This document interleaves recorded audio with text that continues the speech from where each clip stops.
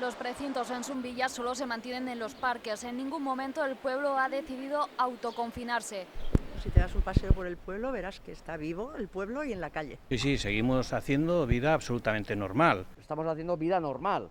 12 casos de coronavirus, 7 en una empresa de la localidad en un pueblo de 670 habitantes. Aseguran que quien tenía que confinarse ya lo está haciendo. Lo único que ha pasado es que empezó pues una familia que pues a raíz de un contagio se contagiaron varios, entre ellos 3 niños, y entonces ellos están en su casa, normal, como hay que ser, como buen ciudadano, por protegerse y por proteger.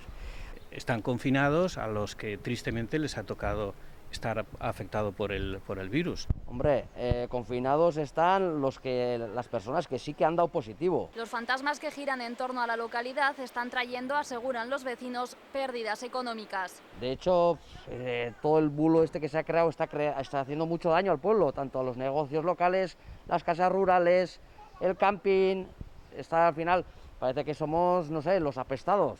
Pues que tienen ahora mismo las reservas que tenían, están recibiendo muchas anulaciones y están muy disgustados con este plan, con este asunto. Salud sigue intensificando la realización de pruebas diagnósticas en esta localidad para intentar detectar precozmente nuevos casos y parar la cadena de contagios. Insisten en que el brote está controlado.